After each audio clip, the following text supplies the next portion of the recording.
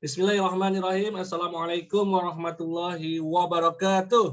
Waalaikumsalam warahmatullahi wabarakatuh. Alhamdulillahirabbil alamin. Asyhadu alla ilaha illallah wa asyhadu anna Muhammadar Rasulullah. Allahumma shalli ala Muhammad wa ala ali Muhammad. Amma ba'du. Baik, teman-teman yang dirahmati Allah Subhanahu wa taala, mari kita bersyukur dulu kepada Allah. Alhamdulillah kita diberi kesempatan hari ini untuk belajar nih bareng anak muda yang luar biasa, Mas Satrio dari Semarang, dari Si Bambu Studio ya. Terus ada Sikon ya, si kontraktor yang salah satu prestasinya nih teman-teman adalah beliau itu sering bikin konten-konten yang viral di TikTok juga ya. Tapi jualannya ini ya jasa studio arsitek yang ya rumah MM-an loh, rumah miliaran lah. Nah ini kita akan belajar bareng beliau gimana nih bikin konten-konten yang viral seperti itu ya kan. Lalu Pak sholawat dan salam selalu tercurahkan kepada junjungan kita Nabi besar Muhammad Sallallahu alaihi wasallam. Ya, ayo di Jumat berbagi ini mari kita banyak bersolawat ya. Semoga kita mendapat syafaat dari beliau di yaumil akhir dan semoga kita bisa meneladani beliau sampai akhir. Amin ya rabbal alamin. Amin. Baik, teman-teman yang dirahmati Allah, mari kita buka dulu di Jumat yang berkah ini dengan sama-sama membaca umul kitab Al-Fatihah.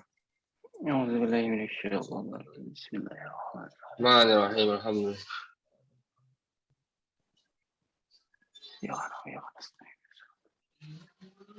Amin amin ya rabbal alamin.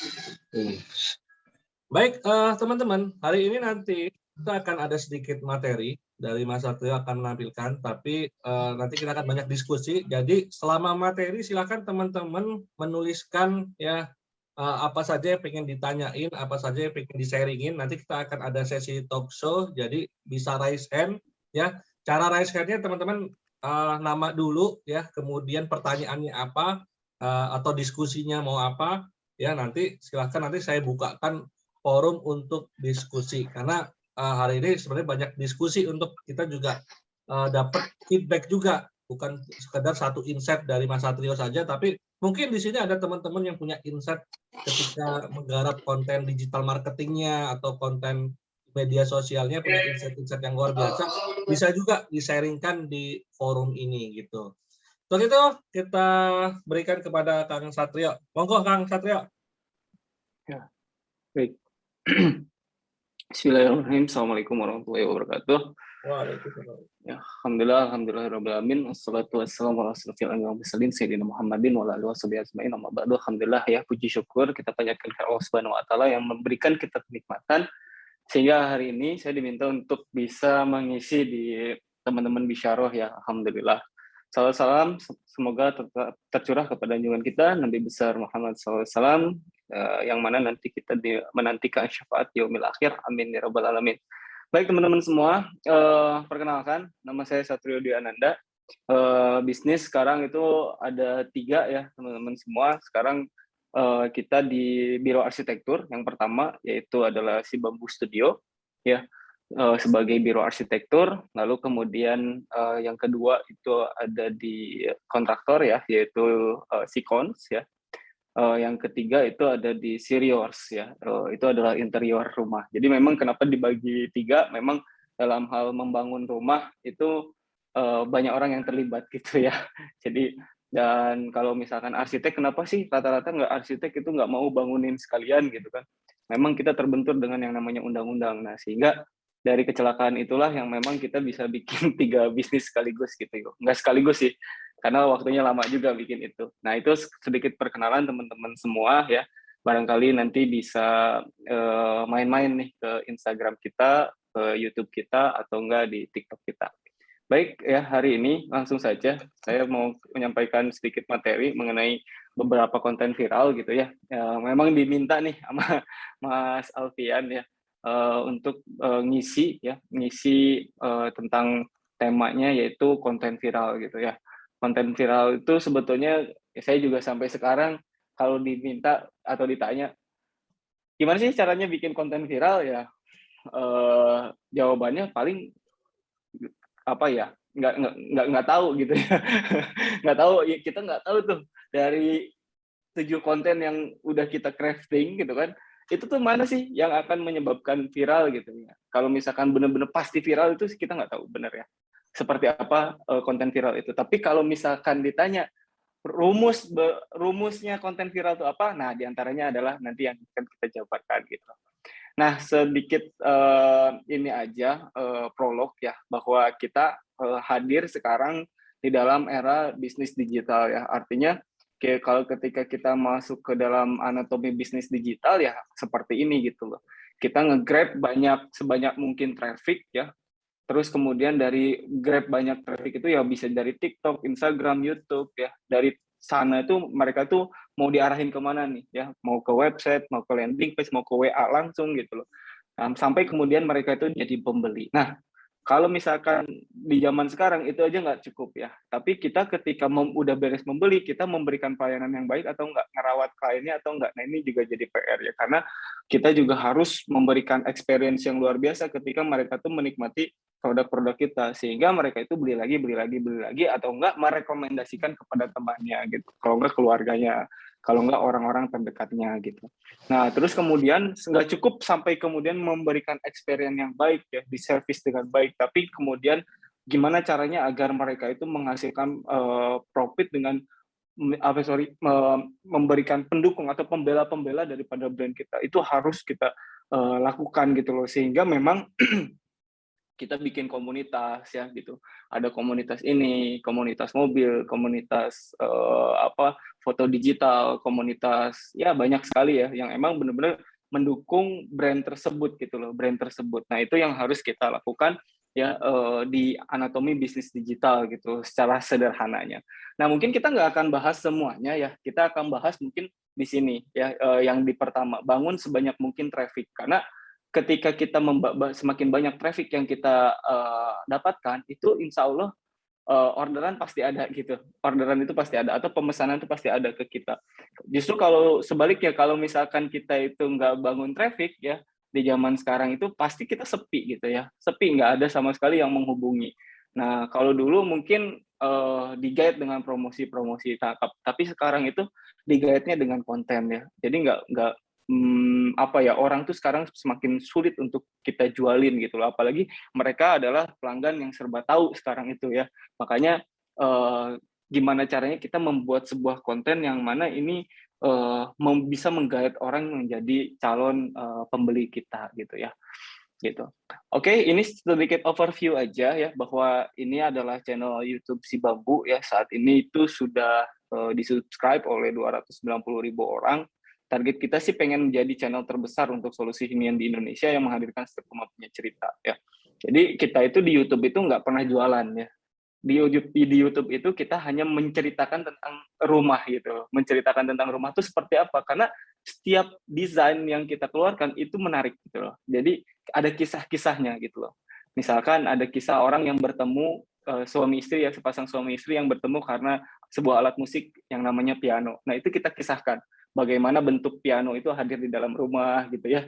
Terus kemudian cerita-cerita menarik yang memang itu berdasarkan di interview kita dengan klien. Nah, jadi di YouTube Si Bambu itu sama sekali kita nggak pernah ada konten jualan gitu. Jadi kontennya itu tentang cerita. Dan kita memang kalau di dalam desain rumah atau biro arsitektur ya, bisa di searching aja teman-teman semua. Si Bambu Studio itu bisa jadi kita sekarang kalau saya lihat kompetitor-kompetitor kami ya, kita leading ya. Jadi kita emang nomor 1 gitu loh untuk biro arsitektur yang memiliki YouTube gitu, untuk biro arsitektur profesional. Ada kok konten-konten yang memang menjual desain gratis gitu ya, atau enggak tinggal komen aja nanti saya bikinin desainnya. Nah, tapi kan itu kan beda ya. Kita guide klien gitu loh, bukan guide subscriber ya, bukan guide subscriber. Bedanya di situ dengan kita. Terus kemudian juga ini adalah di Si Bambu Studio ya. Ini real, walaupun nggak terlalu besar ya, tapi alhamdulillah ini juga lumayan menghasilkan gitu. Follower Si Bambu Studio saat ini 167.000, sedangkan saya sendiri 108.000. Terus kemudian di TikToknya Si Bambu itu 321.000 ya, saya 470 ribuan ya followers di TikTok ya. Mungkin nggak besar ya teman-teman semua ya, dibanding dengan banyak orang yang lain yang udah sampai juta-jutaan juga gitu ya. Tapi yang paling kita ingin bahas di sini, waktu itu juga kita sering kok ditanyain ya waktu awal-awal kita bangun bisnis di sosial media. Hah, seriusan tuh ya jual jasa arsitektur di Instagram? Hah, seriusan jual jasa arsitektur di TikTok gitu kan ibaratnya. Itu kan ibaratnya mereka itu kan bukan klien kita ya kan ibaratnya. Mereka itu kan masih anak-anak gitu. Kan ibaratnya banyak orang yang bilang kayak gitu. Tapi wow, kita nggak pedulikan dengan hal itu ya. Jadi kita jalan aja waktu itu. Jalan dan akhirnya memang kita menemukan jalannya lewat anatomi bisnis digital ini gitu loh. Nah, orang-orang ketika ada TikTok waktu itu nanya gitu, "Hah, seriusan di TikTok itu? Mana ada klien yang ini?" Kan mereka itu punya duit miliaran gitu loh untuk bangun rumah. Mana mereka punya TikTok gitu kan. Nah, ternyata ketika kita lihat datanya ya 3 sampai 5 orang tuh udah nikah gitu yang main TikTok sekarang. Terus kemudian tembus 1 miliar downloader dalam waktu 1 tahun ya. Tembus 2,5 miliar itu ketika di tahun 2020 ya. Terbanyak di-download oleh masyarakat Indonesia. Itu journey-nya TikTok itu benar-benar kayak YouTube ya. Jadi dulu awal-awal ada YouTube ya kayak Agung Hapsah, terus kemudian si Chandra Liao, terus kemudian ada ya yang lain-lain gitu ya, itu langsung hits gitu ya. Skinny ya dan lain-lain itu benar-benar langsung hits gitu. Nah, ini juga sama. Jadi orang-orang yang terjun di TikTok ya, yang waktu itu kita tahun 2021 masuk ke TikTok, itu ngerasain beda banget gitu loh ketika kita awal masuk ke TikTok yang mana, ternyata ini masih kayak di YouTube zaman dulu gitu di tahun 2018 dan alhamdulillah ya, memang TikTok itu sekarang itu 3 sampai 4 orang itu udah bekerja. Jadi dan kontennya tuh sangat menarik ya. Bisa dibilang itu kan bukan TikTok tuh katanya bukan sosial media, tapi lebih ke apa ya, self expression platform gitu loh. Di mana kita itu tempat untuk mengekspresikan diri lebih daripada sosial media. Makanya banyak sekali sekarang orang-orang yang benar-benar terjun ke TikTok ya di saat ini gitu. Nah, ini adalah journey saya ketika memang bangun di TikTok mulainya di September 2020 yang mana dimulai dari 600 follower gitu ya. Terus kemudian setiap bulan kita naik jadi 20.000, terus November itu naik 50.000, Desember naik 100.000 gitu, 100.000 pertama di bulan Desember, terus kemudian Januari di 150.000, Februari di angka 200.000, terus Juli itu di angka 300.000, sampai kemudian Agustus itu di angka 340.000, sekarang 410.000 waktu itu ya.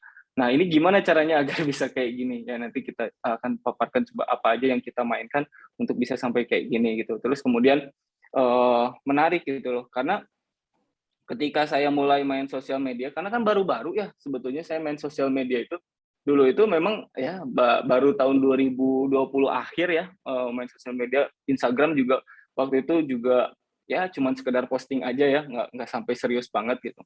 Jujur aja memang saya itu lebih ke arah content creator sih, bukan ke yang dikenalnya gitu ya. Padahal yang memang founder juga di di beberapa perusahaan. Cuman saat ini ya untuk kita itu mendalami sosial media kita tuh harus kayak terjun gitu ya. Jadi masuk gitu ke dalamnya dan kita mengalami gitu sendiri bagaimana sih perubahan sosial media itu gitu.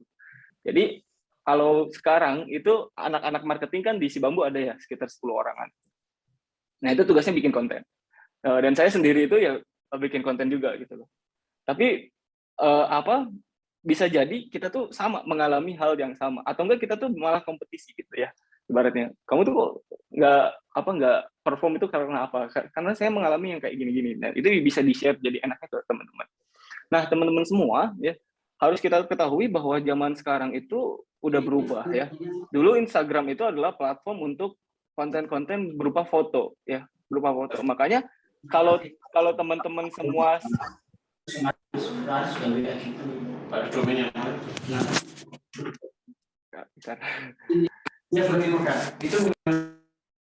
ya, kalau teman-teman semua sekarang itu masih ada di bergelut dengan konten-konten berupa foto, ya kayaknya itu bakal sulit sih untuk berkembang karena memang saat ini ya Instagram itu udah fokus ke video ya, bukan lagi platform berbagi foto ya.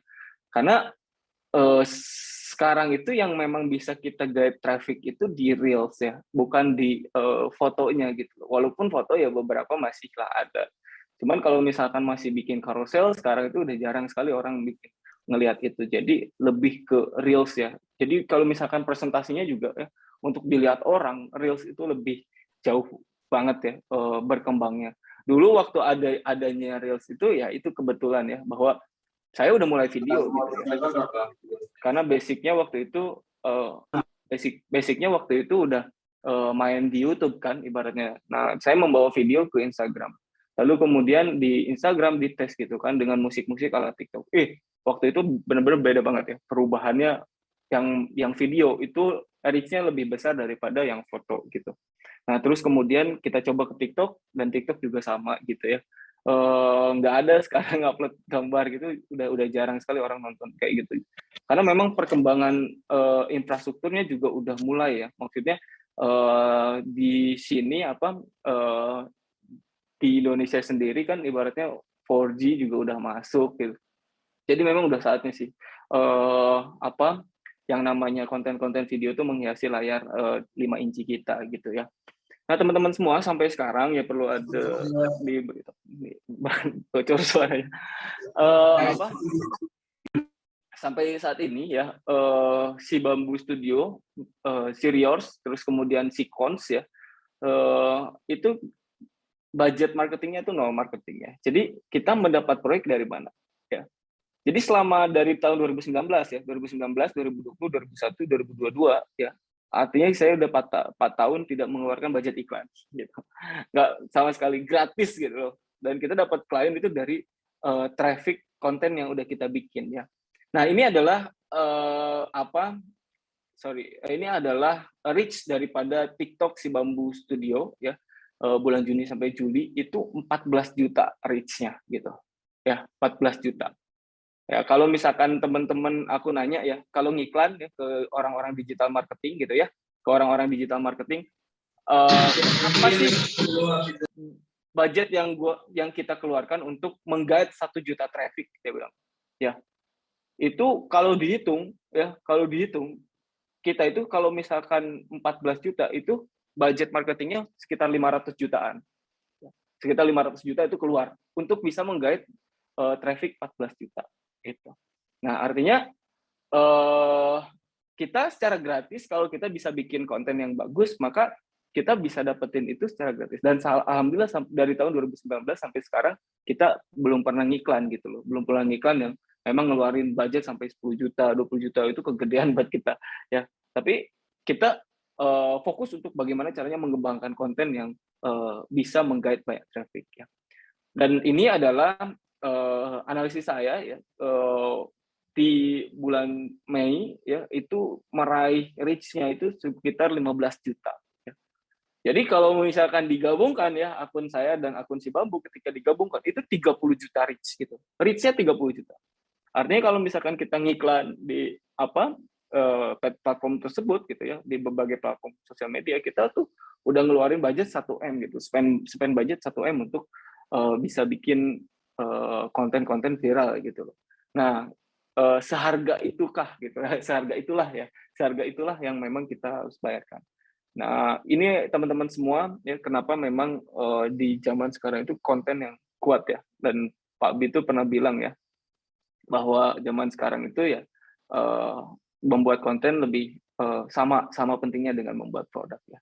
Nah, gimana caranya bikin kayak gitu ya, Mas, teman-teman semua? Gimana caranya agar kita ya bisa meraih reach yang besar. Yang pertama mungkin kita harus tahu dulu nih ya bahwa membangun bisnis itu bukan seperti sprinter game, melainkan seperti marathon game ya. Bahkan bisnis itu adalah wilayahnya infinite game ya, bukan finite game. Jadi teman-teman semua harus tahu bahwa finite game itu adalah permainan yang terbatas gitu. Waktunya ditentukan, pemenangnya jelas ya. Terus kemudian siapa yang menang itu juga jelas, peraturannya juga jelas. Seperti halnya sepak bola misalkan. Ya, sepak bola itu kan kalau misalkan ini ya, kalau misalkan kita main bola, waktunya ditentukan 90 menit. Pemenangnya siapa yang masukin ke gawang bolanya itu yang paling banyak itu yang menang. Terus kemudian peraturannya juga jelas. Kalau misalkan tackle-nya keras itu bisa sampai kartu merah, kartu kuning ya. Keluar lapangan bola itu throw-in ya. Ya itu juga jelas ya peraturannya yang dibuat kayak gitu. Itu adalah finite game. Nah, wilayah bisnis itu wilayah yang infinite game ya. Jadi gamenya itu nggak jelas ya. Makanya peraturan di dalam game itu sering berubah-ubah ya. Di dalam bisnis itu peraturannya sering berubah-ubah. Dulu yang memang masih di wilayah yang belum digital, sekarang udah digital. Sekarang digital aja itu berubah-ubah juga gitu. Terus pemenang dalam bisnis itu juga nggak jelas siapa pemenangnya. Apakah banyak-banyakan karyawan, apakah banyak-banyakan omset, apakah banyak-banyakan aset atau apa gitu loh pemenang dalam bisnis itu. Itu kan nggak jelas ya. Masih lebar lah, masih general gitu ya ibaratnya. Makanya sebetulnya pemenang di dalam bisnis itu siapa yang bisa bertahan paling lama, ya. Dihajar pakai COVID kuat gak nih, gitu kan, ibaratnya. Dihajar pakai krisis kuat gak nih, gitu. Nah, kita selalu muhasabah diri gitu ya, bahwa kita itu ada di wilayahnya itu. Kalau sebagai pebisnis, kita di wilayah yang permainan ini nggak akan pernah habis gitu loh. Maka gimana caranya? Ya kamu gimana caranya bisa menang? Yaitu bertahan sekuat mungkin, ya, bertahan selama-lamanya. Maka kamu adalah pemenangnya ya gitu. Jadi kan banyak orang yang bangga gitu kan ketika mengenalkan dirinya bahwa kita berdiri sejak ini gitu loh, sejak sekian lama. Nah itu menjadi legacy buat kita ya. Makanya teman-teman semua jangan lupakan ini ya. Kita selalu fokus kepada produk, tapi kita lupa gitu. Why kita itu untuk berbisnis itu apa? Apa yang kalian percayai? Apa yang kalian pernah yakini untuk bisa mengembangkan bisnis Anda gitu loh. Apa yang emang benar-benar harus kita deliver ke klien-klien kita sehingga klien-klien kita itu percaya sama kita gitu loh. Ya, itu what do you believe? Apa sih tujuan kita itu membuat perusahaan ini gitu kan ibaratnya. Apa yang membuat orang tuh semakin percaya dengan apa yang kita sampaikan. Itu juga harus kita jabarkan. Terus kemudian how your process, gimana prosesnya gitu, breakdown dari why itu ke bagaimana caranya agar why itu terpenuhi. Lalu baru kita bisa bilang what you do atau apa yang kita lakukan untuk bisa merealisasikan daripada why gitu. Jadi kalau di si bambu ya kita nggak pernah fokus kepada apa ya produk desain gitu seperti apa yang bukan nggak peduli atau nggak mikirin, tapi kita lebih ke arah yang memang meyakini why-nya dulu gitu loh. Baru kita nge-breakdown ke gaya desain, physical benefit, fitur-fitur yang ada di dalam rumah, itu yang nantinya kita akan breakdown gitu loh. Nah, makanya sebelum kita masuk ke wilayah konten, kita juga harus bisa membedah ya, di mana ada branding strategi, ada marketing communication strategi. Karena beda tuh ya, antara brand strategi sama marketing communication strategi. Brand strategi menentukan posisi kita. Posisi kita tuh mau kayak gimana sih? Seperti apa gitu kan? Posisi kita tuh ada di mana, kompetitornya di mana, wilayahnya apa, siapa kliennya yang akan kita pilih. Makanya untuk menjadi sebuah membuat kita itu selalu ada di hati atau pikiran masyarakat, kita harus menjadi top of mind gitu. Nah, kita tuh harus menentukan brand strategi, positioning-nya tuh di mana gitu kita. Nah, ternyata ketika kita bedah ya, studi kita tuh adalah studio arsitek yang emang paling mengerti klien. Karena apa? Di sini di breakdown ya, corporate branding kita itu, si bambu itu mengerti klien dari segi cerita, psikologi, dan profesi. Nah, nantinya dari corporate branding ini akan menghasilkan setiap rumah punya cerita gitu. Nah, cerita profesi klien ini nantinya terimplementasi juga di dalam rumah. Dan setiap profesi memiliki karakteristik rumah atau profession in your area. Jadi rumahnya itu yang kita bangun itu pasti punya ceritanya, ada ceritanya. Itu adalah posisi kita. Jadi kalau disebut kalian di Si Bambu pesan apa? Bukan pesan rumah, tapi pesan cerita rumah gitu. Nah, di situ adalah branding corporate kita ya. Di mana nantinya dari branding ads-nya itu akan muncul Si Bambu itu solusi membangun rumah impian, menimbulkan kesadaran brand berdasarkan sentimen profesi atau posisi. Dan marketing communication-nya kita bagi ya menjadi reguler, tematik, ada program khusus ya. Nantinya ini akan membuat proyek-proyek unggulan tentang cerita-cerita profesi klien gitu. Terus kemudian ada beberapa acara untuk momentum, terus kemudian ada program khusus seperti cerita profesi klien ya dan profession in your area gitu. Nah, ini adalah kakinya marketing kita, brand strategi and marketing communication. What to say ya untuk si bambu itu adalah a reflection of you ya. Jadi gambaran dirimu gitu. Jadi ya why kita tuh di sini gitu loh. Kita tuh bisa mewujudkan rumah yang emang sesuai dengan jati diri gitu ya. Nah, sesuai jati diri dari mana? Ya dari cerita, dari psikologi, dari profesi gitu. Jadi kita bangunin rumah untuk yang dokter, profesinya dokter nih. Nah, rumah yang dokter banget tuh kayak gimana sih? Terus kemudian rumah yang misalkan pengusaha, rumah yang memang benar-benar menyirikan pengusaha itu kayak gimana sih?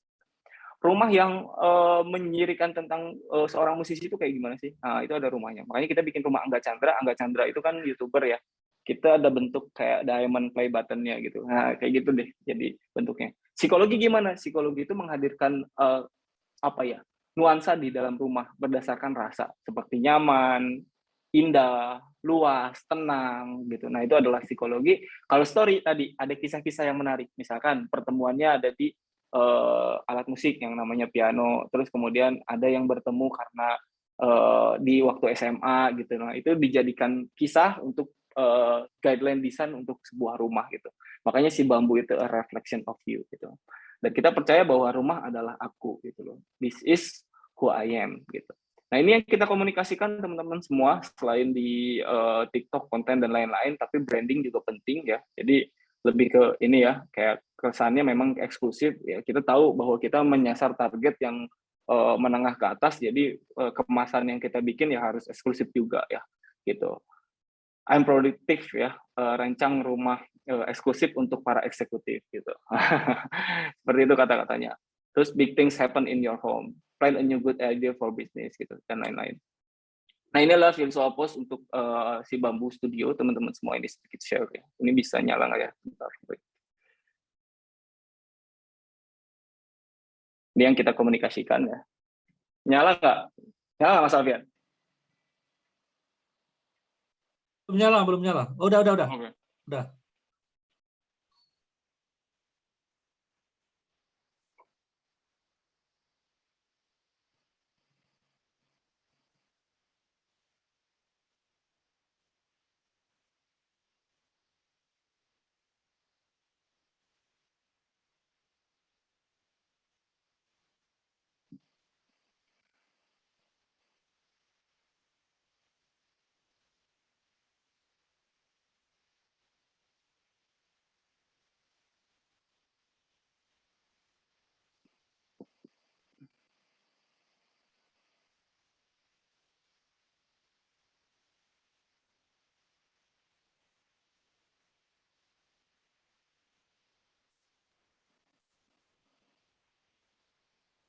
Ya, itu sedikit visual post untuk branding ya dari kita ya. Jadi seperti ya mengisahkan sebuah rumah gitu, lebih ke arah sana. Terus kemudian ya ini dari Pak Bi, zaman sekarang itu memproduksi konten itu penting, sama pentingnya dengan memproduksi produk. Jadi bayangin ya, membuat produk itu kan penting banget ya untuk kita bisa jualan. Tapi memproduksi konten itu sama pentingnya dengan memproduksi. Bahkan ya nggak ada produk pun kalau kita kontennya bagus kita bisa jualan gitu kan di bar. Makanya konten is king. Kalau dulu itu adalah customer is king, sekarang content is king ya. Karena dengan konten orang itu bisa ikut ke kita gitu ya. Gitu. Dan sekarang teman-teman harus tahu bahwa orang sekarang itu nggak bisa dijualin, tapi senang diceritain. Makanya ya Seth Godin bilang, fact itu tell ya. Fakta itu bisa memberitahu, stories itu sell, tapi cerita itu bisa jualan gitu.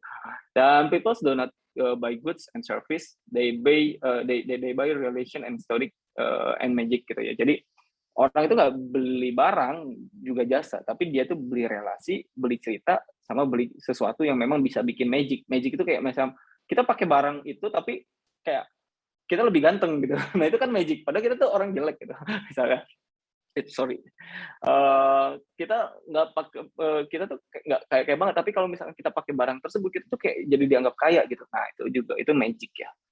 Terus kemudian marketing is not about product that you sell, but the story that you tell. Jadi marketing itu bukan tentang sebuah produk yang kita jual, tapi tentang cerita yang kita utarakan gitu kan ibaratnya. kata Seth Godin. Terus juga good marketing stands out. Great marketing doesn't look marketing at all. Jadi good marketing itu sangat luar biasa. Tapi yang paling bagus itu marketing yang nggak kelihatan marketing gitu kan. Nah, gitu. Gimana caranya bisa kayak gitu tuh? Ya. Ini juga dari Profesor Harvard ya, Gerald Zeltman, bahwa 95% bahwa forecast decision making kita itu berdasarkan subconsciously. Jadi tidak berdasarkan kesadaran kita. Jadi lebih ke arah emosi gitu ya. Jadi orang beli sesuatu itu karena emosi, bukan karena dia pakai logik ya. Karena itu tuh dia butuhkan, tapi lebih ke arah emosi yang kita hadirkan gitu. Kita lebih memilih produk Aqua ketika memang Aqua atau enggak lemon mineral ya, kalau misalkan kita ke Indomaret dibanding dengan beli air kemasan Indomaret atau Alfamart gitu kan ibaratnya. Nah, disitulah letaknya emosi gitu ya. Kita lebih pengen ke sana gitu. Nah, itu. Makanya saya pernah bilang stop jualan, mari bercerita. Rumah itu bukan tentang apa yang kau bangun, tapi tentang sebuah kisah yang kau ceritakan. Gitu ya caranya agar kita itu bisa membuat dari sini kita bisa menjadi bahan konten nantinya ke depan. Nah, teman-teman semua, itu masuk ya ke pembahasan teknis mengenai bagaimana sih sebetulnya konten viral itu bisa tercipta ya. Kalau disebut tadi ya, di awal kita bilang bahwa konten itu kita bisa ciptakan, yang viral itu yang mana sih? Nah, saya nggak tahu. Tapi ciri dari konten viral ini adalah cirinya gitu loh. Saya ngambil buku dari Jonah Berger ya, itu bukunya Contagious ya. Contagious itu menarik banget, banyak kisah-kisah di dalamnya yang memang membuat kita itu oh ternyata marketing itu ya sebetulnya tadi ya kita tuh bisa memarketingi tapi tanpa memarketingi orang gitu. Nah ada di buku ini. Sorry baterainya habis. Bentar ya.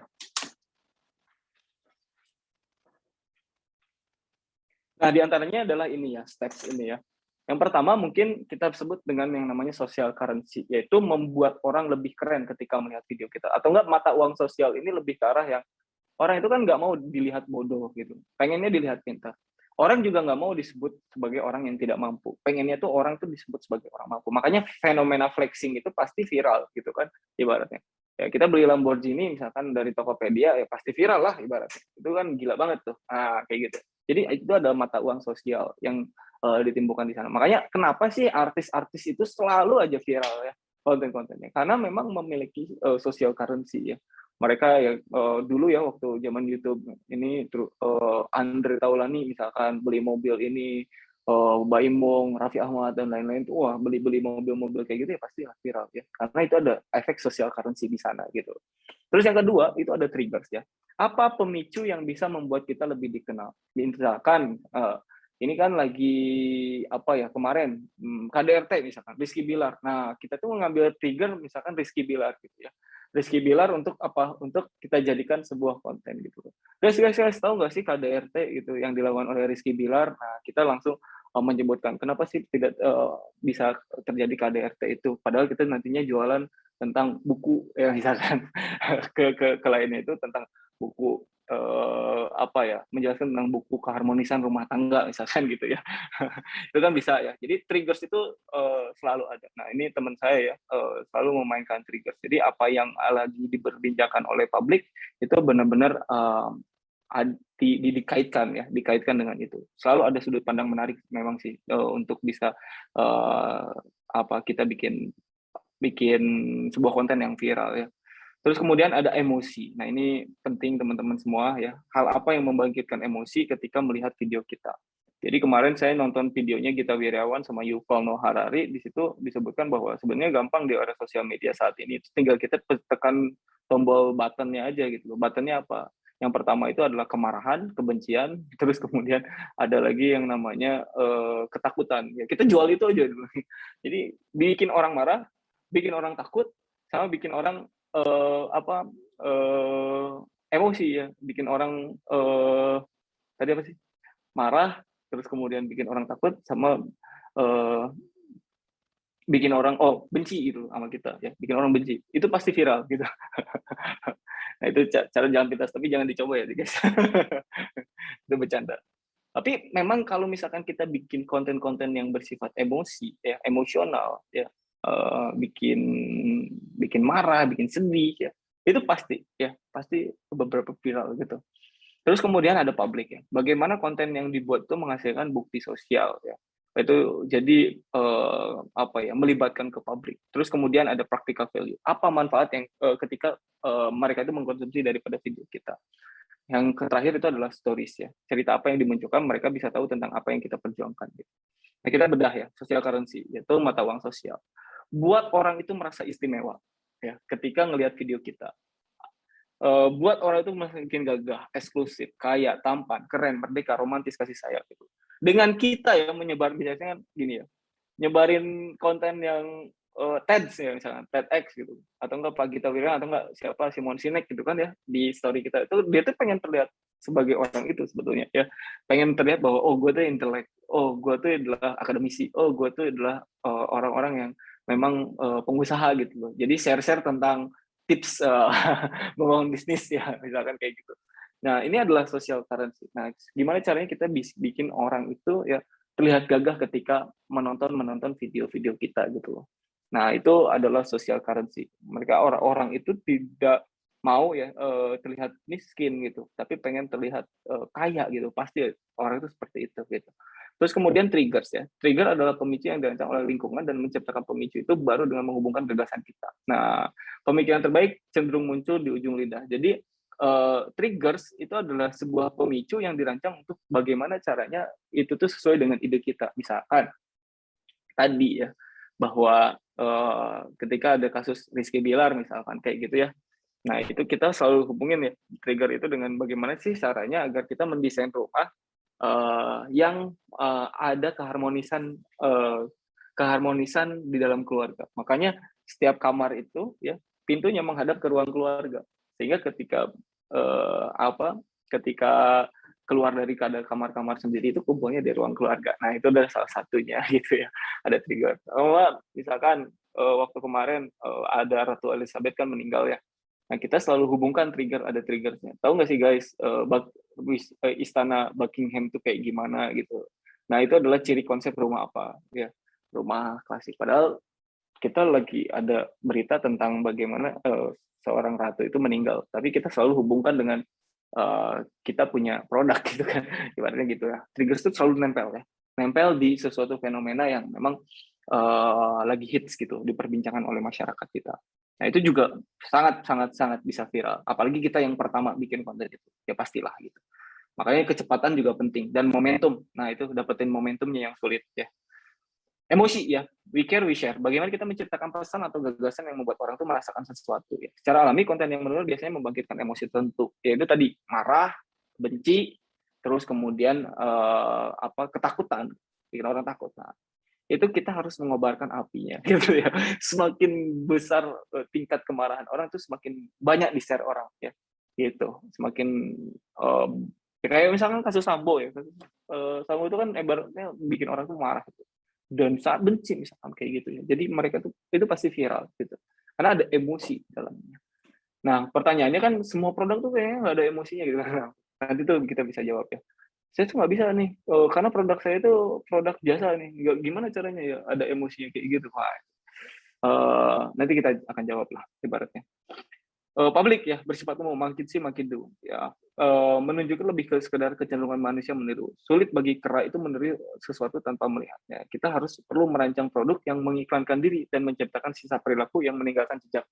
Ini kayak kita bikin sesuatu lewat getok tular gitu, lewat ibaratnya semakin kita terlihat itu semakin banyak orang membicarakan. Kenapa misalkan Erigo misalkan itu bikin pada pergi ke Amerika untuk kemudian mereka syuting di sana bukan di Indonesia aja gitu.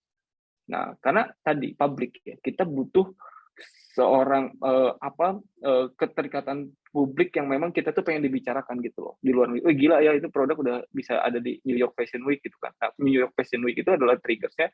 Tapi orang tahu bahwa New York Fashion Week itu adalah tempatnya di mana fashion branded ada di sana gitu, misalkan gitu. Jadi kita harus menimbulkan itu visibilitas umum yang memang membuat orang tuh semakin bicarain kita gitu ya.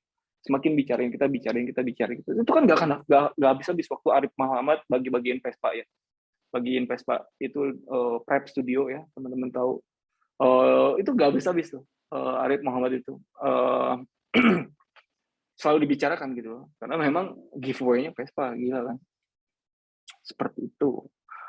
Terus kemudian practical value, ya nilai praktis. Nah, bagaimana kita merancang konten yang bermanfaat? Orang punya kecenderungan membantu orang lain. Jadi kita itu bisa menunjukkan bagaimana produk atau gagasan kita itu bisa menghemat waktu, meningkatkan kesehatan, menghemat uang. Maka mereka itu akan menyebar itu. Makanya banyak ya financial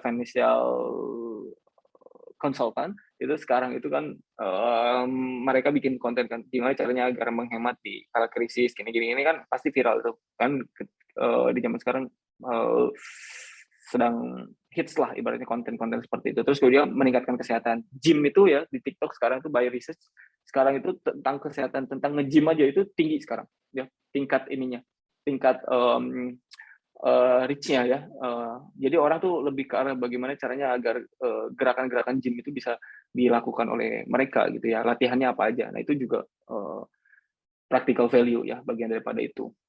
Terus juga bagaimana kita lebih produktif dalam bekerja ya. Itu juga sama. Itu bakal viral ya.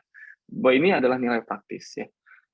Gitu, teman-teman. Kan banyak tuh yang kayak gitu. Nah, maka kita yang harus paling menonjol gitu. Banyak nih, kita juga nyebarin kok Mas kayak gini. Ya kita harus menonjol, kita punya harus autentifikasinya gitu. Jadi lebih ke keaslian diri kita, kemasan videonya yang kita berikan dan yang satu lagi itu adalah punchline ya. Jadi kita harus nonjok 3 detik pertama gitu kan ibaratnya jangan sampai kita itu lari dari 3 detik pertama karena grab attention itu ya 3 detik itu gitu. Terus kemudian ini emosi ya, we care, we share. Nah, tadi udah ya, emosi. Nah, cara membangkitkan emosinya gimana ya? Dalam bukunya Matchstick ya, Mad to Stick itu, Chip and Matt itu mengatakan ada 3 intisari ya membangkitkan emosi dalam satu gagasan. Ya. Yaitu mulai bertanya mengapa, ya. Menurut orang Anda mengerjakan sesuatu. Mengapa itu penting, mengapa itu penting, mengapa itu penting. Misalkan ya jualan tadi ya, studio perencanaan arsitektur itu kan sebetulnya bukan sesuatu yang ada sifat emosional, ya kan? Karena kita cuma bangun rumah kok bisa sih ada emosionalnya gitu. Terus kemudian kita juga cuma kontraktor, kok bisa sih ada emosi. Nah, kayak gini ya contohnya. Misalkan si Bambu Studio ya, arsitek perencanaan rumah.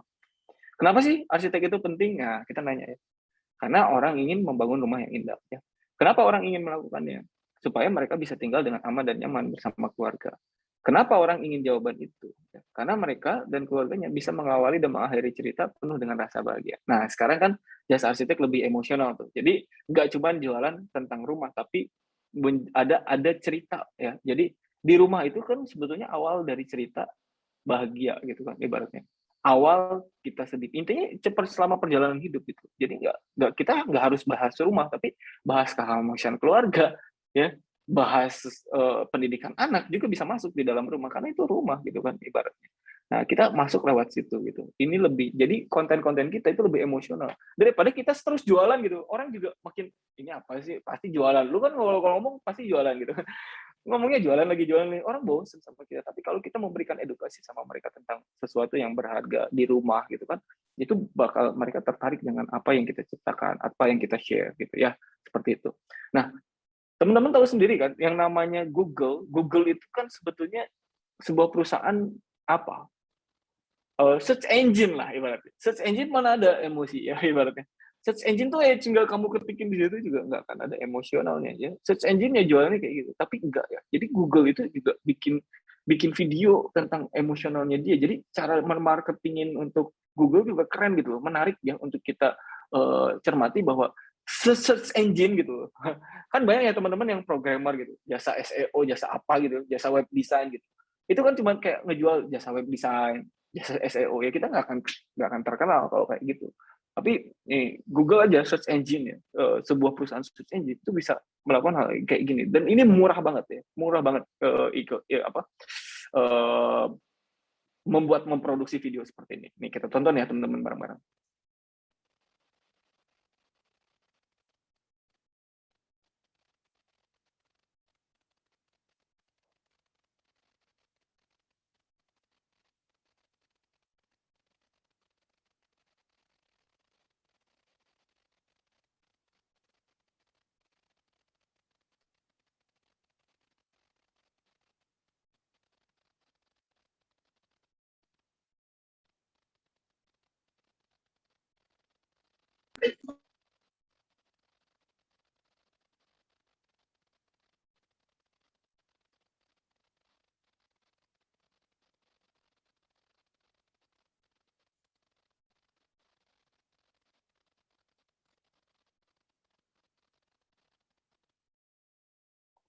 Nah, itu yang dia lakukan ya. Jadi Google itu adalah segalanya gitu loh. Ya kan dikatakan di situ. Jadi mulai kamu bagaimana caranya wedding, bagaimana kamu pergi ke gereja, bagaimana itu benar-benar eh, itu dibikin emosi. Nah, ini kan video lama, tapi ada video yang terbaru teman-teman tentang waktu di COVID ya, bentar. Nah, ini ya tentang yang COVID. Jadi ini juga menarik gitu untuk kita bikin bahwa Google aja melakukan hal yang sesimpel ini gitu dalam melakukan budget, mengeluarkan apa produksi marketing mereka.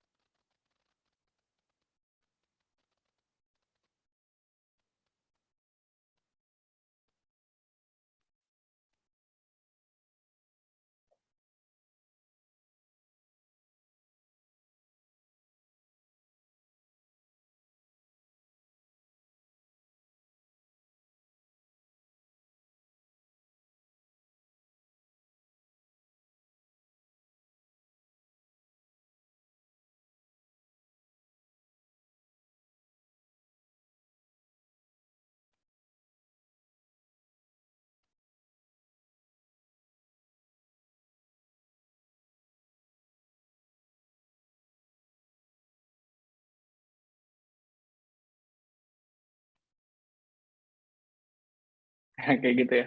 Benar-benar bersifat emosi gitu ya. Apa ya? Ya waktu pandemi, waktu saya nonton ini waktu pandemi waktu itu, wow gitu kan ibaratnya kita tuh benar-benar rindu banget gitu kan waktu itu waktu kita di lockdown itu benar-benar rindu banget untuk ketemu keluarga, ketemu teman-teman, nongkrong di kafe dan lain-lain itu benar-benar kerasa banget waktu itu ya waktu nonton waktu pas pandemi. Mungkin sekarang nggak kerasa ya. Dulu pas nonton ini, wah gila ini keren banget tuh. Ya, kenapa Google bisa kayak gitu? Dia juga ada emosi ya. Jadi dia juga sebuah search engine yang memang menanyakan tentang emosi diri dia. Cara membangkitkan pencarian online itu gimana ya? Sebuah search engine yang sebuah mesin pencari. Misalnya gini ya, mulai bertanya tadi sama 3 ya. Pencarian online itu mengapa pencarian online itu penting gitu? Karena orang ingin menemukan informasi yang cepat. Mengapa orang ingin melakukannya? Supaya mereka itu dapat jawaban atas mereka cari. Kenapa orang ingin jawaban itu? Supaya mereka itu bisa berhubungan dengan banyak orang, meraih sasaran dan memenuhi mimpi-mimpi mereka gitu. Nah, inilah sekarang pencarian online itu jadi lebih emosional. Itu yang memang dilakukan oleh Google ya, teman-teman semua. Dan yang terakhir itu adalah yang sering saya mainkan juga ini ya, cerita, story ya. Orang percaya pada cerita sehingga kita tuh harus mengemas gagasan kita itu melalui cerita. Bagaimana cerita kuda Troya, terus kemudian kita harus memproduk gagasan kita lebih menarik untuk kita diceritakan. Maka produk atau gagasan yang mengandung mata uang sosial dan mudah dipicu, membangkitkan emosi, bersifat umum, nilai taktis dan ada ceritanya itu lebih ke arah yang eh, bakal orang itu dengerin kita gitu loh ya. Jadi banyak orang yang share, "Hai guys, gitu hari ini kayak gini gini gini gini." Itu tuh banyak orang yang dengerin gitu ya. Apalagi itu otentik itu sesuai dengan diri kita. Nah, bikinlah sebuah konten yang mengandung cerita ya, narasi sebuah cerita gitu. Nah, gimana caranya? Nah, biasanya saya memainkan ini ya, dari steps tadi ya, dari steps itu STEPPS ya, dari social currency, triggers, emosi, terus public, practical value, dan story, saya menyajikan itu kan video itu yang terkenal sekarang itu cuma 15 detik ya. Kalau lebih dari 15 detik, oh itu udah males nonton video kita. Makanya gimana caranya agar video 15 detik tadi itu bisa nendang gitu deh. Gimana caranya? Nah, ini kita mainin prep kalau nggak AIDA ya. Prep itu apa? Point, reason, example, and point gitu. Jadi misalkan ya, ini P ya, poin. Kenapa sih desain rumah itu harus punya cerita? Nah, ini baru reason. Kita tahu kan ya bahwa materi itu nggak akan dibawa mati. Begitu juga rumah. Tapi kalau cerita, pasti akan jadi memori dan bersifat abadi, bahkan melegenda. Misalnya ya, ketika kamu di ini example-nya, misalnya ya, ketika kamu desain rumah yang pilarnya itu menandakan keluargamu. Secanggih apapun zaman berubah, rumahmu akan tetap indah di matamu. Nah, gitu. Poinnya, jadi itulah alasan kenapa setiap rumah punya cerita. Ini juga ada AIDA ya, kontennya AIDA. Attention, interest, desire, and action. Kita garap dulu ya tentang attention. Seorang ibu pernah datang ke kantor saya dan meminta untuk desain rumah yang membuat anaknya selalu ingat rumah. Itu bisa bikin orang bahwa ibu dan anak itu hubungan yang memang itu bisa grab banget attention-nya. Terus interest ya, karena menurut dia 10 sampai 15 tahun lagi itu mungkin anaknya akan pergi dengan masa depannya. Ini cerita beneran ya. desire-nya jelek seketika hati ini tersayat. Maka dari itu action-nya selama orang tua masih ada, jangan lupa pulang ke rumah ya, keep salawat. Nah, biasanya saya kayak gitu ya, memainkan ininya gitu. Dan ini beberapa judul referensi konten tentang produk kita pasti beda ya antara konten-konten yang produk yang kita sajikan membahas tentang produk, ada juga yang membahas mengenai value kita, yaitu setiap rumah punya cerita ya. Apa itu setiap rumah punya cerita, kenapa harus ada cerita di setiap rumah, kenapa harus mencintai keluarga di rumah, cara mendidik anak di rumah, apa itu rumah untuk pulang ya. Itu arti rumah bagi ibu, arti rumah bagi ayah, arti rumah bagi anak, itu bisa kita mainkan sebenarnya. Jadi kalau kata Pak itu konten itu ibarat telur ceplok gitu ya. Telur ceplok bayangin teman-teman, telur mata sapi di tengah-tengahnya ada kuning, itu tentang produk kita. Nah, kita tuh jangan main di tentang produk kita, tapi lebih ke arah yang putihnya gitu. Yang putihnya itu adalah tentang cerita, tentang sekitar produk kita gitu, tentang sekitar produk kita. Kalau kita jualan sepatu ya kita konten kita ya cara menalikan sepatu yang baik dan benar gitu. Terus gak seni menalikan sepatu gitu kan. Nah, itu practical value-nya kayak gitu. Atau enggak kita ceritain tentang bagaimana Phil Knight ya atau pendiri Nike itu memperjuangkan Nike misalkan gitu ya untuk bisa jadi perusahaan yang besar. Nah, itu sangat tertarik gitu dengan kisah-kisah yang kayak gitu. Ya. Nah, ini contoh-contohnya ya teman-teman semua yang tadi ya yang attention aja.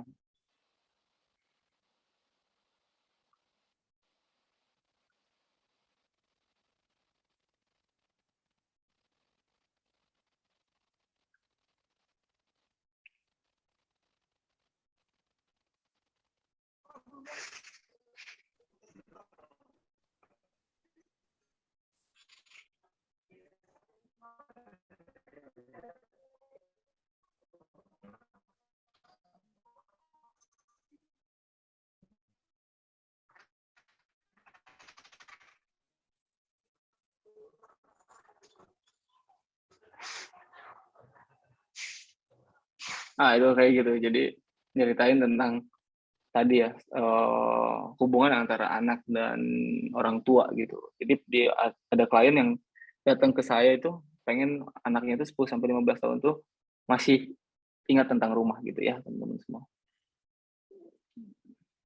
Wow. Ya itu ya salah satunya. Ini juga ngeraih ya. Ini tentang social currency teman-teman semua.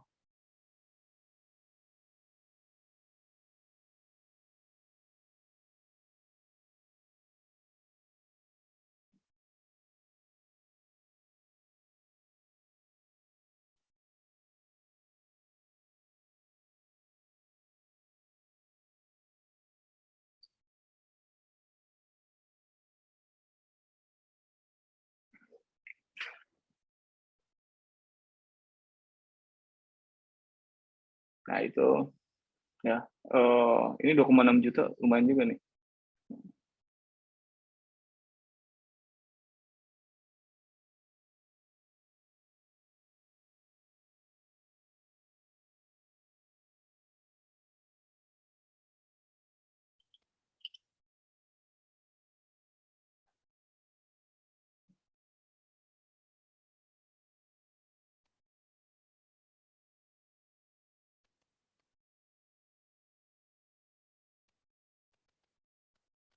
Nah, itu contohnya. Dan contoh-contoh yang lain ya, masih banyak. Itu aja ya, teman-teman ya. Silakan kita lanjut diskusi terlalu banyak nanti. Thank you. Ya, silakan. Thank you, siap. Masya Allah, luar biasa. Ternyata ada rumusnya ya, teman-teman ya. Ternyata saintis banget nih. Oke, sebelum kita masuk sesi tanya jawab, ini ada sedikit pengumuman. Mungkin saya gantian share screen ya, Mas ya. Ini ada sebentar.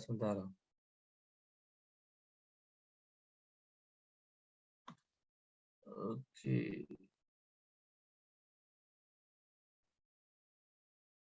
Buat teman-teman yang ada pertanyaan, silahkan monggo dituliskan di kolom chat dulu. Nanti kita sebutkan nama, kemudian pertanyaannya apa. Nanti kita pilih untuk pertanyaannya, ya, untuk kita bisa diskusi bareng di sini, ya. bagaimana membuat konten yang viral gitu ya, teman-teman.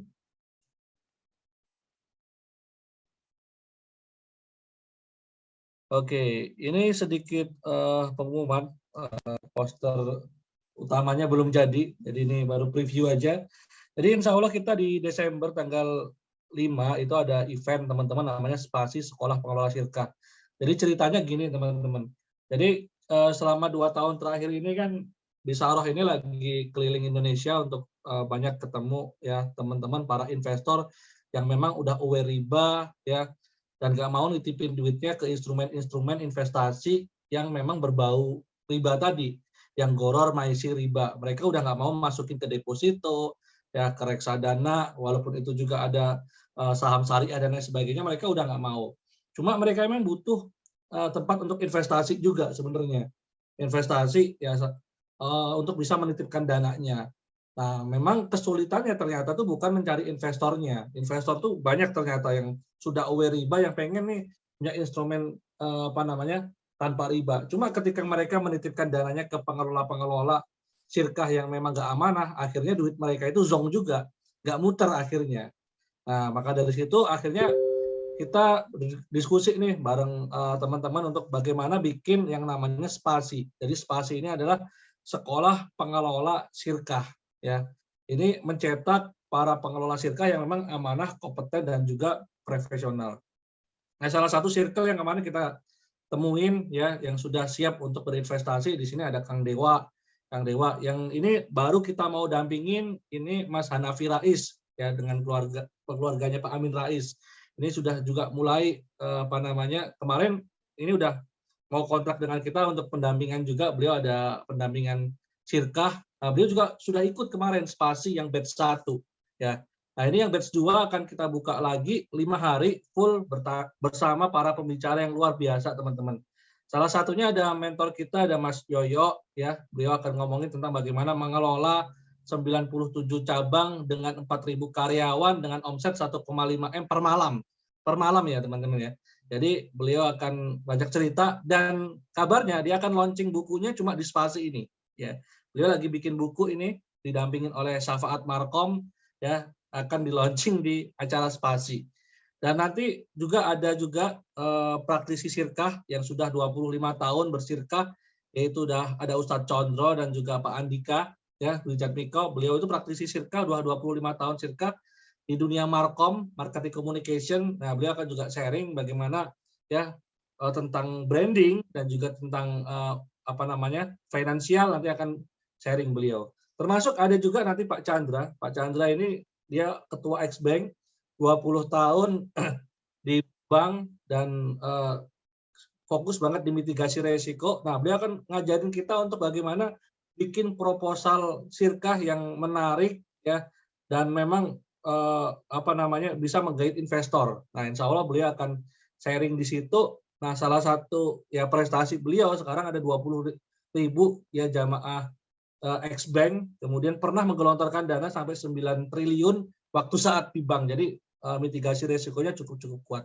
Ada juga Mas Pramudi Ringga. Nah, ini dia kalau di teman-teman UMKM mungkin nggak begitu dikenal, tapi kalau di kalangan corporate ini dia dikenal. Salah satu yang men-setup, kalau teman tahu wisata Cimory ya, Cimory itu kan ada wisatanya. Nah, beliau salah satu yang men-setup dari awal desain bagaimana grand desainnya. Termasuk kalau di Jababeka, Antam, kemudian di Garuda itu beliau lumayan dikenal karena termasuk tim konsultan yang luar biasa. Nah, saat ini alhamdulillah beliau mau berbagi di teman-teman UMKM untuk bagaimana merancang bisnis yang memang bisa di scale up sampai level corporation. Termasuk kita pengen bikin namanya korporasi syariah. Nah, termasuk ada Ustadz Firly, nanti ada Ustadz Firly Ferdiansah, ya kan, nanti akan bicara A sampai Z tentang sirkah. Acaranya 5 hari, teman-teman, ngomongin muamalah, finansial, marketing, branding, operation, ya, HR, leadership, dan bagaimana bikin proposal sirkah. Nah, insya Allah seru banget acaranya, dan memang kita batasi cuma untuk 50 orang untuk batch 2 untuk circle ini. Itu sih, nanti kalau teman-teman yang tertarik bisa klik ya, bisa hubungin saya juga bisa, nanti bisa hubungin Mbak Rini ya, juga bisa klik di web yang ada di samping ini. Ini webnya Bisaroh, ya teman-teman bisa cek aja nomor di situ. Tanya-tanya untuk acara besok sekolah pengelola Sirka. Itu sih sedikit pengumumannya teman-teman. Semoga teman-teman dimudahkan untuk bisa ikut acara ini karena acara ini seru teman-teman. Kita bisa masuk circle yang luar biasa sih gitu. Oke, gitu kita masuk sesi tanya jawab ya teman-teman. Silakan teman-teman yang ada pertanyaan. Waduh, saya tertarik banget tadi. Ternyata dengan bikin konten yang menarik, yang bagus, itu bisa. Ini organik tadi ya, belum pakai ads sama sekali ya. Nggak, Itu kita nggak bisa pernah. menghemat ya ratusan bahkan sampai satu miliar ya kan. Saya sendiri punya mastermind bareng Mas Yoyo yang iklannya 1M sehari itu ya. Ya memang sekarang ini budget iklan ini makin hari makin mahal.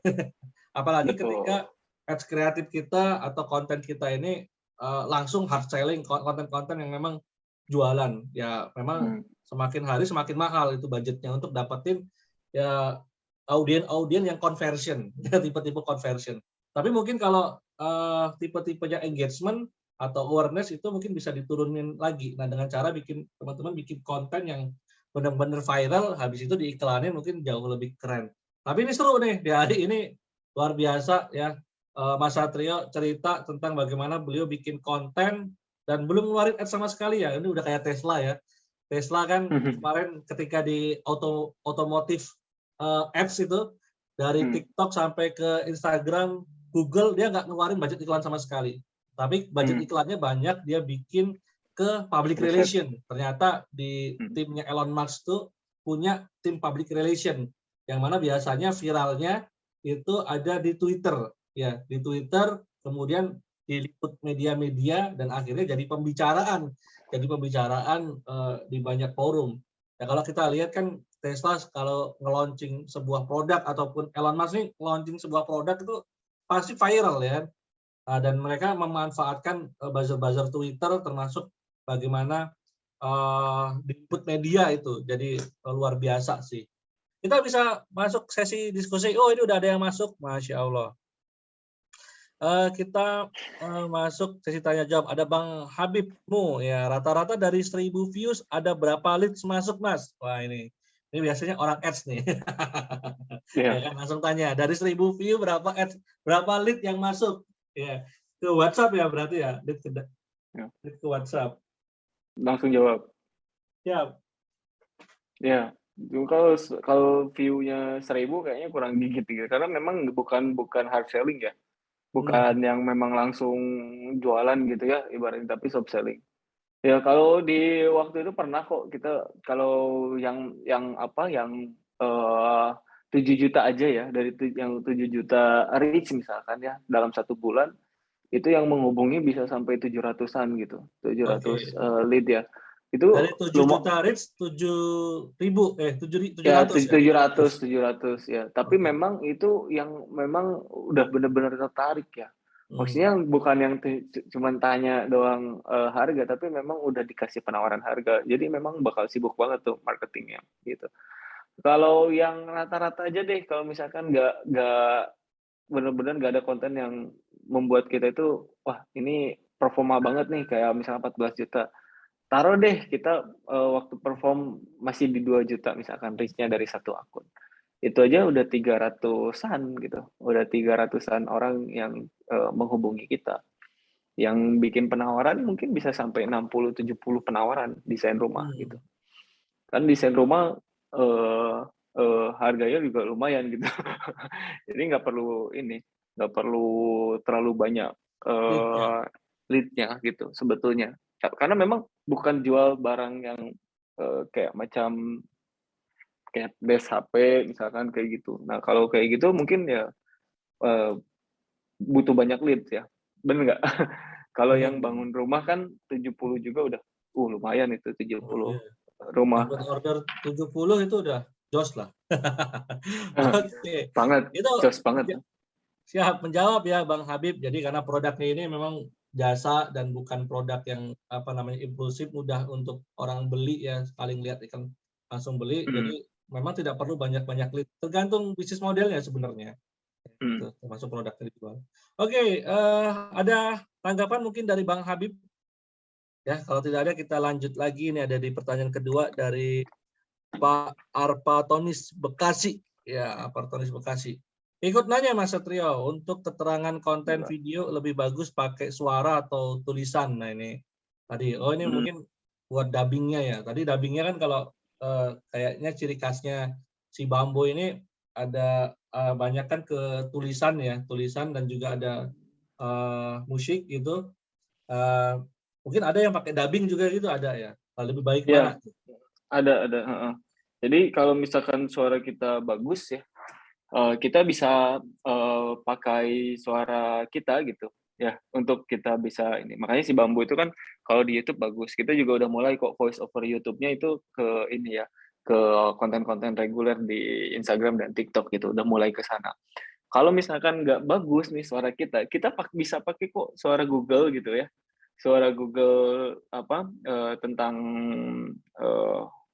di TikTok tuh ada ya. Bentar, nanti saya tunjukin bentar.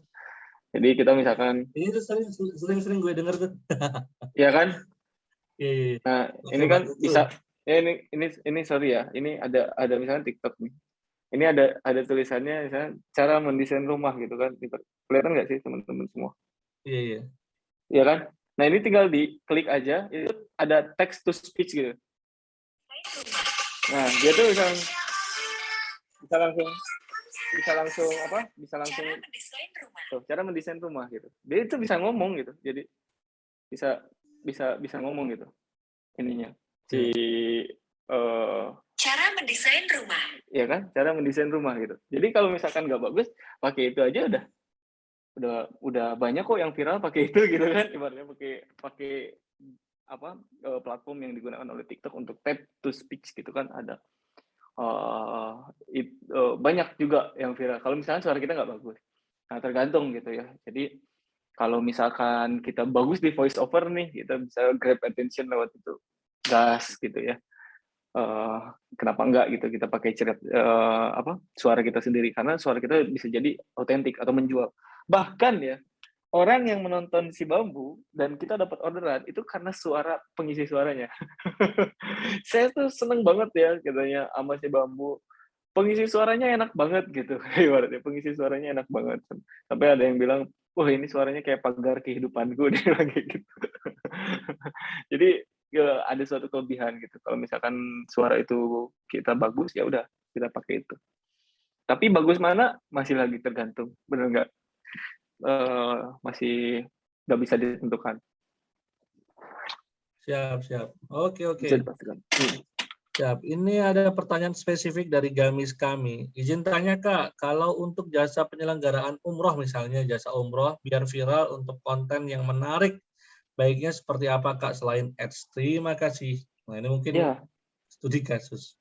Iya, pakai steps tadi ya. Jadi social currency ya kita mainkan. Dalam mata uang sosial misalkan ya. Steps tadi kan social currency, triggers, terus kemudian emosi, practical value, terus kemudian public, ada stories. Kita mau mainin yang mana nih gitu ya dari steps tadi yang kita sebutin di Jonah Berger ya, contagious. Misalnya social currency, kita bisa membuat bahwa konten-konten yang tidur di hotel bintang 5 menghadap ke Mekah langsung. Itu kan social currency, ya kan? Bener-bener kerasa banget gitu loh. Jadi maksudnya umroh tapi serasa wisata gitu. Ibaratnya. Itu mengandung social currency. Terus misalkan triggers misalkan. Kita mainin social currency sama trigger udah sama bintang 5, terus kemudian umrohnya sama artis lagi ya kan, sekaligus ke Turki misalnya. Nah, itu juga sebenarnya bikin ada trigger yang bagus gitu untuk bisa kita mainkan. Atau enggak stories. Stories itu menceritakan tentang umrohnya Nabi misalkan dan lain-lain. Itu juga bisa kita ceritain gitu di sana.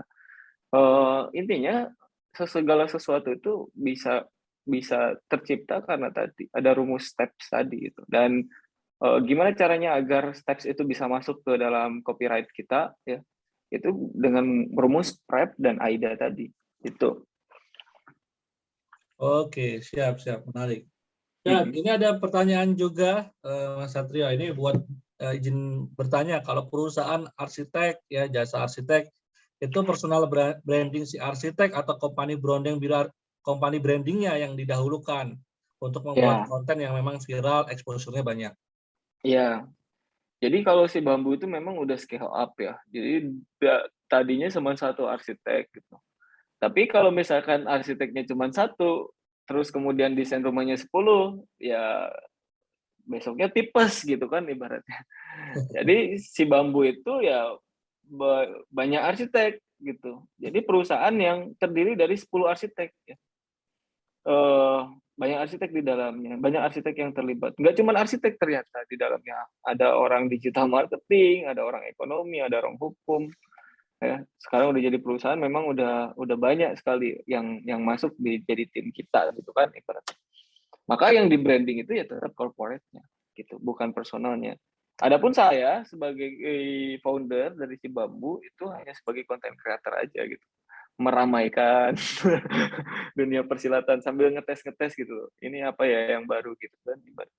Nah, kita kompetisi tuh anak-anak marketing si Bambu dengan saya sendiri gitu sebagai foundernya. Gitu teman-teman.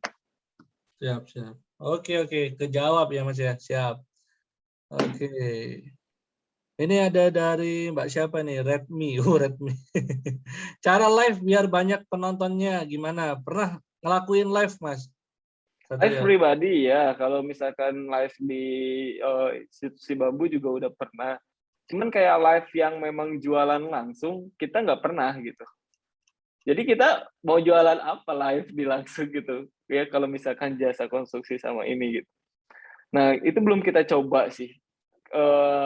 Memang sekarang menarik ya fenomena live itu. Bahkan kalau kita lihat ada yang 24 jam live, coba bayangin teman-teman semua jualan baju, jualan kemeja itu 24 jam live gitu.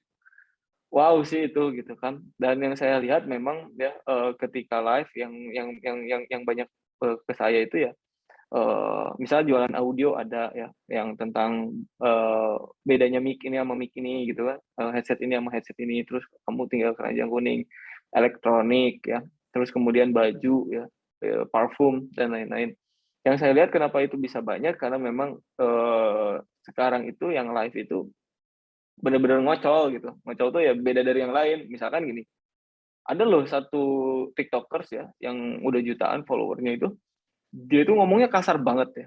Secara nggak ahsan lah, secara bertutur bicara gitu. Cewek nih, nggak pakai kerudung juga. Cuman ketika dia semakin ngomong kasar, semakin aneh tingkahnya gitu ya, itu semakin banyak orang yang nge-share ke orang-orang bahwa, ini dia live loh, dia live loh. Waktu itu bisa tembus 100.000 apa ya orang itu yang nonton dia tuh sampai 100.000 orang loh nonton live-nya. Karena apa? Karena memang ngocol aja gitu ya. Jadi eh, unik gitu ya, memiliki sesuatu gitu. Kita tinggal gimana caranya tuh bisa kayak gitu ya, bisa benar-benar bisa bikin orang itu malah nge-share video kita gitu. Seru nonton nonton live kita tuh bener-bener seru gitu. Nggak cuma jualan, padahal ya jualannya kayaknya nggak laku banget sih. Tapi ketika dia ngomong kasar gitu ya, ketika dia jokes gitu ya, nah itu yang memang orang perhatikan daripada eh, apa sekedar cuma jualan-jualan aja gitu. Yang saya perhatikan sih kayak gitu ya teman-teman semua. Jadi pernah tuh saya nonton ya nggak lama sih, cuman kayak gimana gitu ya. Kenapa sih kok bisa rame gitu? Oh ternyata ada humor-humornya gitu. Ada humor, ada komedi lah di dalamnya. Sampai ngomong kasar. Semakin ngomong kasar ya semakin orang ini kayak tertarik gitu nonton itu. Ya. Jadi ngakak aja sih gitu nontonnya, jadi rame. Ya, jualannya ya, ayo juga bantu dong jualan nih, gue punya ini nih, disuruh sama apa perusahaan gue suruh jualin baju kayak gini, tolongin dong gini-gini. Ya jadi itu benar-benar otentik banget itu orangnya. Jadi itu bisa bikin viral live gitu. Daripada kita cuman kayak jual sepatu, ya kita nunjukin sepatunya gitu. Dan lain-lain.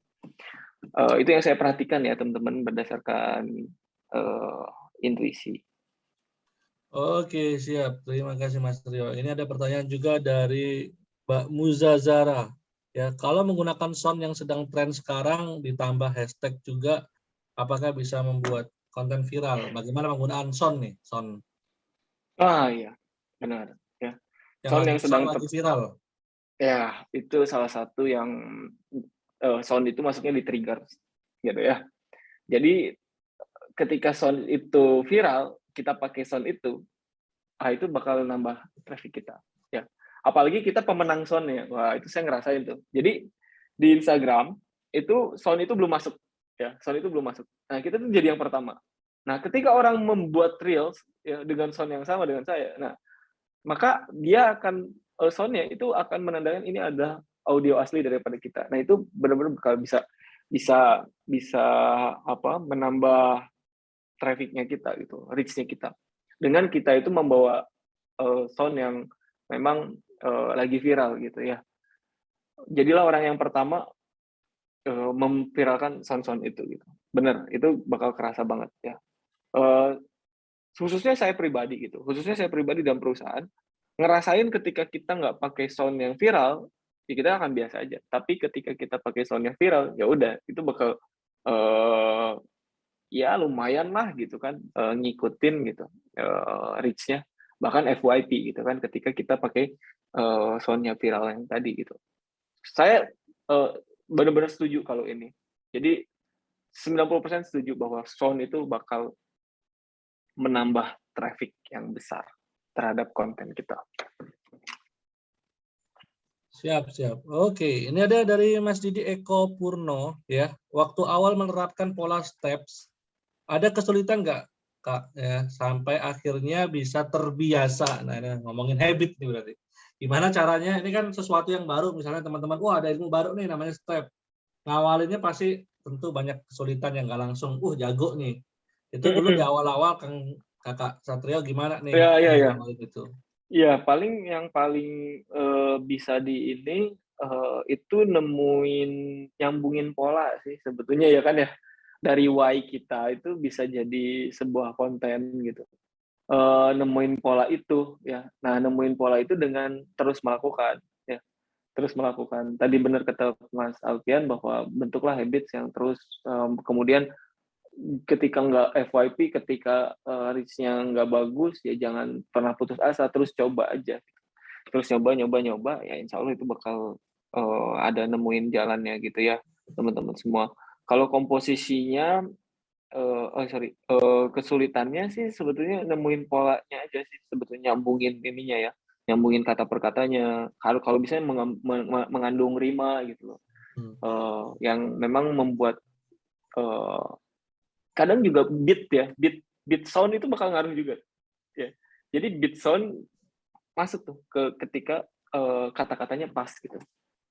Jadi misalkan pas nyanyi tadi Liodra ya genggam tanganku sayang, itu benar-benar kegambar banget gitu hubungan antara anak dan ibu gitu ya, misalkan kayak gitu deh ya. Itu ngaruh banget ya. Jadi saya tuh kalau ngedit ya, karena masih edit pribadi, yang untuk pribadi saya tuh kalau ngedit itu sambil dengerin lagunya, masukin ke editing, masukin teksnya di editing gitu. Jadi setelah kembali lagi udah kena belum emosinya atau belum. Nah, itu di situ tuh yang perlu dilatih, teman-teman.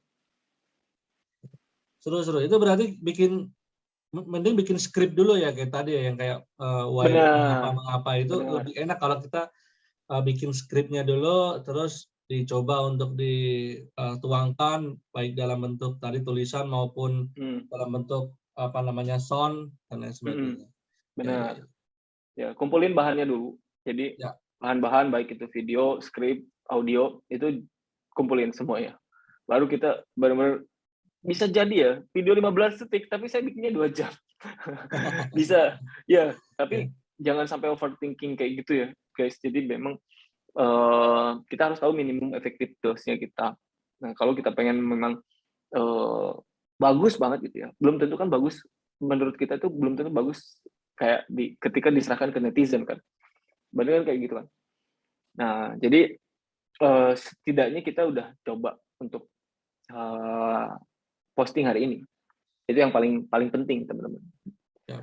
Daripada kita nggak posting sama sekali gara-gara wah asem nggak nemu idenya gitu. Udah kita bakal makin turun tuh. Ya.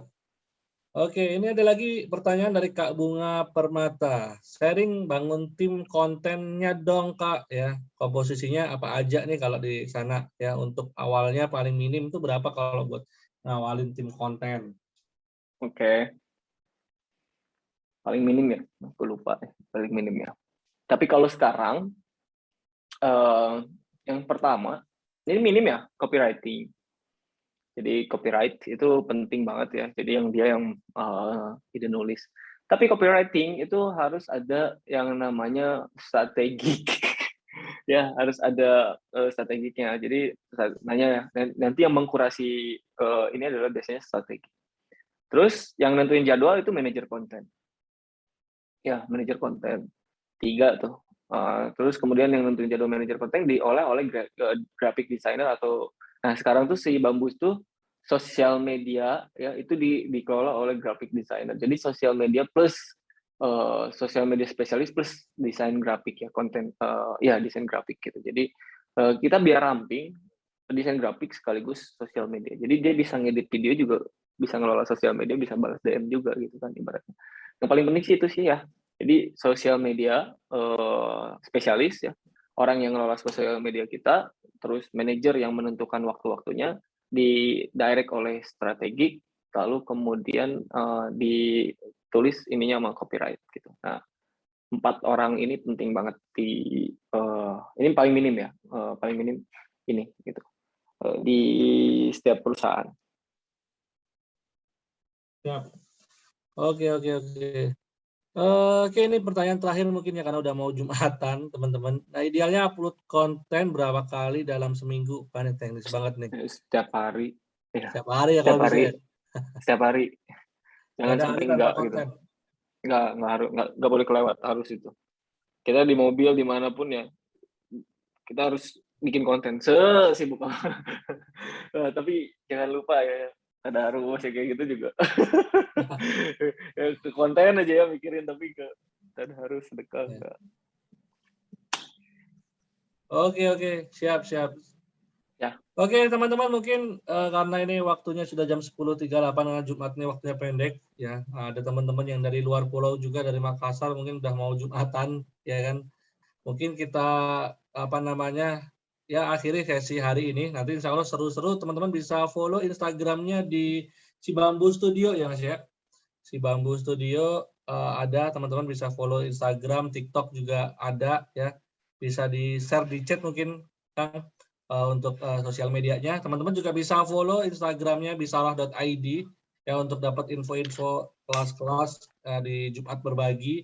Insya Allah kita juga sering sharing-sharing juga di YouTube di bisarah.id. Teman-teman silahkan juga subscribe dan jangan lupa nyalakan lonceng ya, teman-teman. Dan sekali lagi sebelum saya tutup, teman-teman, ada pengumuman ya buat teman-teman yang pengen ikut acara pada tanggal 5 sampai 9 Desember 2022 yaitu Sekolah Pengelola Sirkah. Silahkan aja chat ke sosial medianya Bisarah, ada di website juga ada ya, teman-teman silahkan ikut karena acaranya seru banget ya. 5 hari kita akan dikawal dengan 7 guru langsung yang akan mengawal kita untuk bagaimana menjadi pengelola sirkah yang amanah, kompeten, dan juga profesional. Dan dari acara itu teman-teman bisa masuk ke dalam salah satu circle kita lagi bikin circle, namanya Circle Investor Sirkah, yang mana ini terdiri dari investor-investor yang memang punya dana untuk bisa menaruh duitnya untuk bisa dikelola oleh para pengelola sirkah yang amanah tadi. Gitu, teman-teman. Kang Satrio, terima kasih banyak hari ini, luar biasa. Sama-sama. Jadi amal jariah, semoga banyak konten kreator di sini yang juga bikin konten-konten selain konten-konten untuk dagang juga konten-konten buat dakwah ya, terutamanya ya. Ya, betul. Buat ya bikin-bikin amal jariah karena era sekarang bikin amal jariah sangat mudah ya dengan bikin konten-konten seperti ini. Kalau belum bisa bikin konten, share-lah konten-konten teman-teman yang juga kreator-kreator ya, kayak konten-kontennya Mas Aap, konten-kontennya Mas Satrio, silakan di-share biar makin banyak ya pahala yang mengalir ke teman-teman. Itu kita tutup dengan doa kafaratul majelis bersama-sama teman-teman. Subhanakallah wa bihamdika, kurang lebihnya saya mohon maaf. Akhirul kalam, wassalamualaikum warahmatullahi wabarakatuh. Waalaikumsalam. Terima kasih Mas Satrio Ananda, sukses selalu ya Bang Studio, dan teman-teman di semua. Salam buat teman-teman di sana di Semarang. Siap, terima kasih banyak buat teman-teman yang sudah hadir. Ada Mas Atma Jabar, ada Mas Yudi, ya ada Bang Habib, ya. Makasih banyak teman-teman, Mbak Fitri, Mbak Firda, Mas Ridwan, ya, dan semua teman-teman yang tidak bisa saya sebutkan satu persatu. Terima kasih banyak. Sampai jumpa di sesi-sesi berikutnya. Jangan lupa follow Instagramnya bisyarah.id, juga website di bisyarah.id. Silahkan cari YouTube-nya juga di Bisyarah.id. Teman-teman silahkan subscribe dan juga nyalakan lonceng. Ya, terima kasih banyak buat teman-teman. Sekali lagi, Mbak Anu Fajri, Mas Fatih, Mas Yudi, ya, Mas Erik, dan teman-teman yang lain. Assalamualaikum warahmatullahi wabarakatuh.